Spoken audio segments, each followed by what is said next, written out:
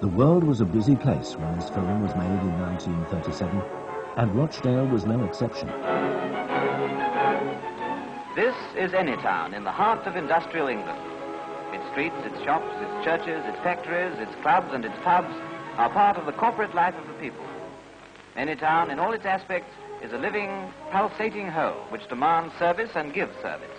But it cannot live without those vital arteries through which its lifeblood ebbs and flows. Indeed, the town was chosen as a typical example of a working northern mill town. In this film, Rochdale is Anytown. However, the reality is somewhat different. Rochdale, as we shall show, was never just any town.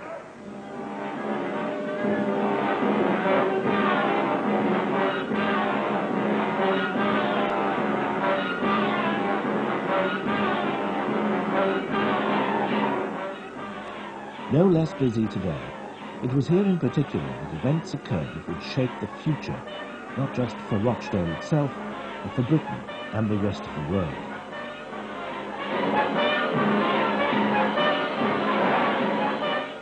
The smoke of 100 chimneys is a sign that in Anytown's factories, machines and those who tend them are working.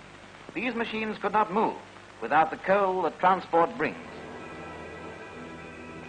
As such, it's still considered even today by many people as the most important place in the world.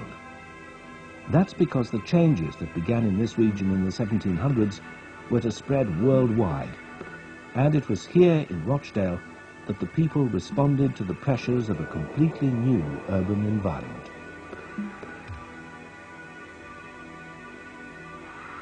It is a revolution that continues today. At the year 2000, half of the world's population is now living in cities. Exploitation was still rife. Child poverty, often endemic. Rochdale people in the 19th century devised one way of adapting to the challenge of the new era, and their part in creating the cooperative movement is recognized throughout the world. I have cared more for cooperation than for any other cause. I knew cooperation when it was born. I lived long enough to see it grow to robust and self-supporting manhood. A growth that began a long, long time ago in the Lancashire town of Rochdale.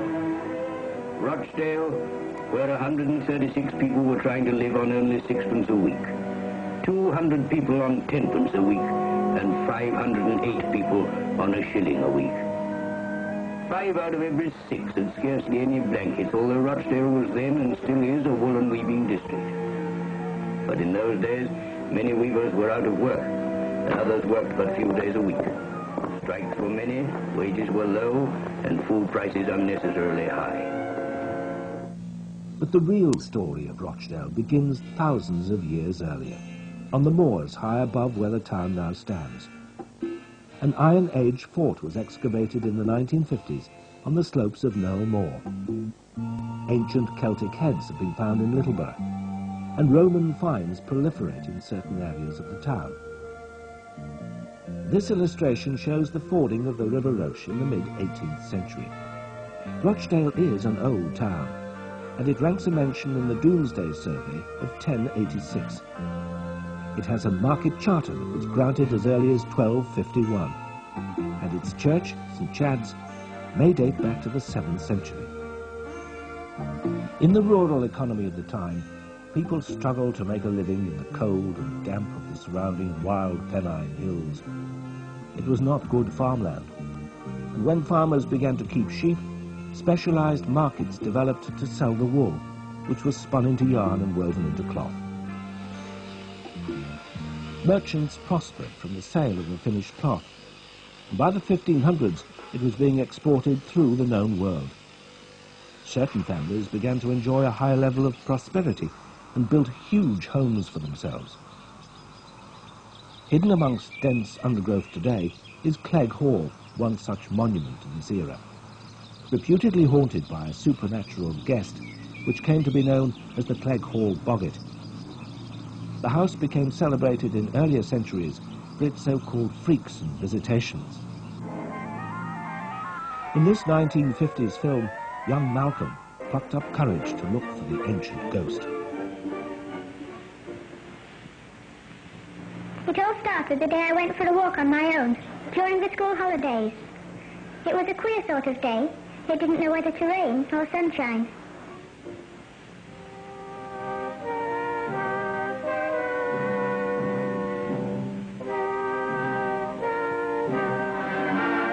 After a while, the rain stopped, and I found a window that was open, so I looked inside.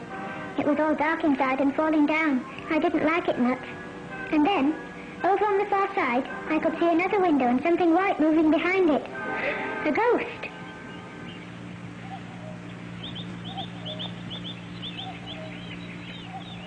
It was a rotten-old shirt. What a Swiss. Anyway, I wasn't a bit frightened, really. Today the hall has been the subject of many interesting restoration proposals, but it is still in danger of imminent collapse. It's certainly safer today for the hall and for everybody to keep out. Whilst a few merchants did prosper at that time, the majority of people worked in farms and cottages, supplementing their income from the fields by making up cloth, a domestic life that remained unchanged for centuries. So Rochdale, under the shadow of its ancient church, prospered as a market town, and life remained largely unchanged. Also unchanged throughout the centuries was the weather. It rained. The rain fed the streams which powered early corn grinding mills in rural areas. In Rochdale, a prime example is Healey Dell, now a nature reserve. Since early Anglo-Saxon times, there's been a mill in the Spodden Valley. It's been on the site of a bend in the river, which was called a thrutch. The mill was called Fowd Mill in Bottom at Thrutch. Well, following the use of the thrutch for the corn mill, it was then used as a fulling mill. From the 1750s onwards, new inventions speeded up textile production and led to the growth of factories. Well, cotton and wool then needed a mode of transport to get it from the valley out to Manchester and other places, and the viaduct was built in 1870 and opened in 1870 and did take passenger traffic until after the Second World War, when it was just used for goods until its closure in the 1960s.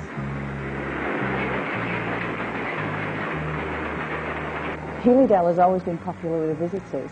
With it being such a romantic setting, we get lots of courting couples down here. On one such occurrence, a couple came down and spent the evening in the Dell and went off to the pub, and on the way back to catch the train back to Bacup, unfortunately the lights were off when they got to the station, and they were hit by the train. Other new woolen mills were purpose-built to cope with the increasing demand. T.E. Ashworth's name has become synonymous with the rediscovery of the industrial heritage in the local Cheesden Valley. This is the Cheesden Valley, one of the most interesting industrial sites in the country. And here is the facade of Cheesden Lum Mill, built over 200 years ago, probably on the site of an original corn mill. It was one of 14 mills built along the length of this valley during the early part of the 19th century. The waters of the Cheesden Brook were used with great skill to operate the water wheels of the mills. This is what remains of the hub at Cheesden Lum Mill. The original wheel was some 6 feet wide and 30 feet in diameter, and produced enough power to drive the looms of a 3-story mill. This was originally a fulling mill, but like most of the mills